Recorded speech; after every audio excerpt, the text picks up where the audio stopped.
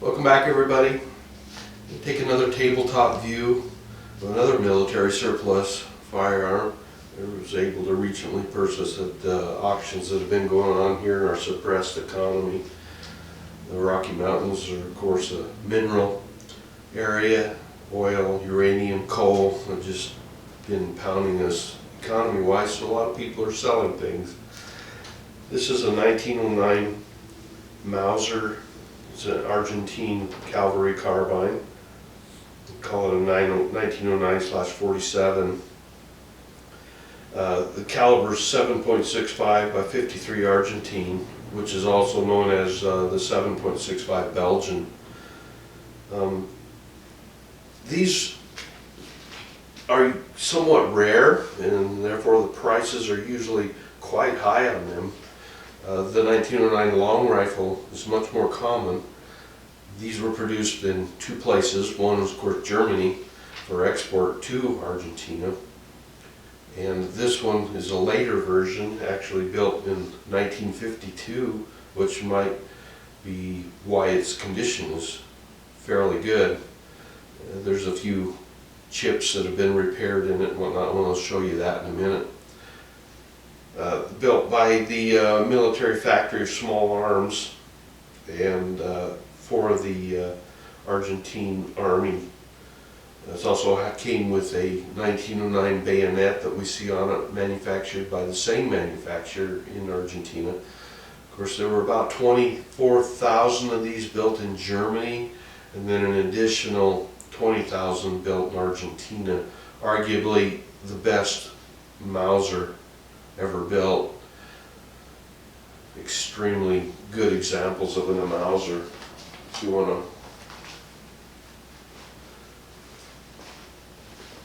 modify one, which I would never do, this is a good starting place.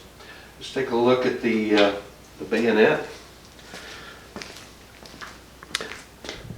Now, many of these were scrubbed of their markings. This one is not. As you can see,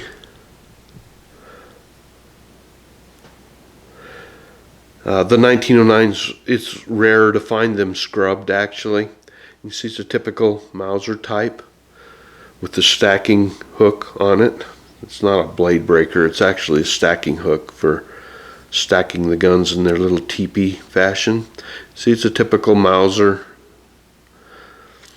There's the manufacturer of it.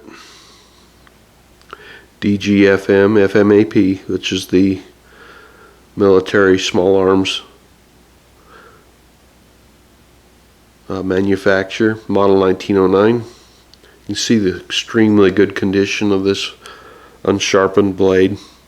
Let me grab the sheath also. An original frog, not surprising as of the late build date on these.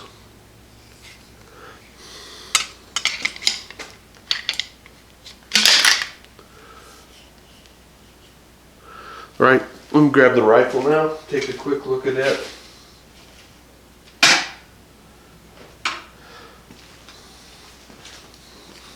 A lot of these were re-arsenaled when they were, of course, the receiver was blued at that time. This one remains in the white, which is correct. There we can see the Argentine crest on it, very colorful crest. I'd encourage you to take a look at the meanings of that crest. It's quite interesting. You can see the front handguard is held on by that piece of wire, piece of brass wire. There is one of the chips in it. You can see the serial number on the stock. It's a matching number gun.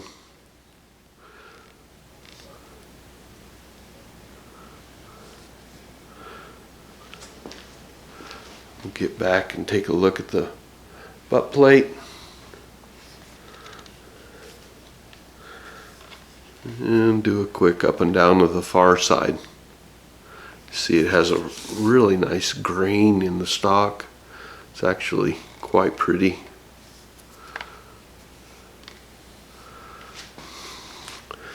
Close-up of the sights.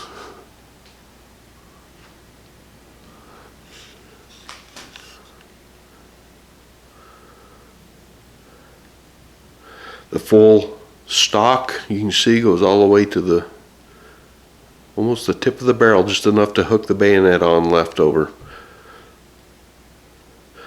Mirror shiny bore, not surprising because of the late build date on this Mauser.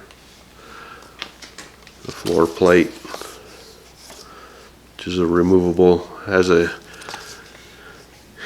actually inside the trigger guard is the release for it. You push that in, it will release the floor plate.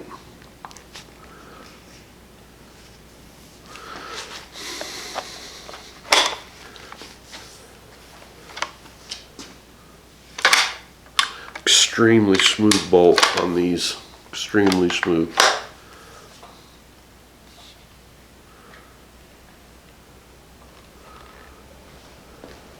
There we have it, just a quick tabletop view of the 1909 Cavalry Carbine. Pretty rare gun that you may not see too often out in the wilds.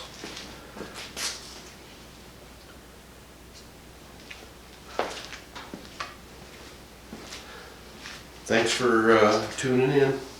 See you next time.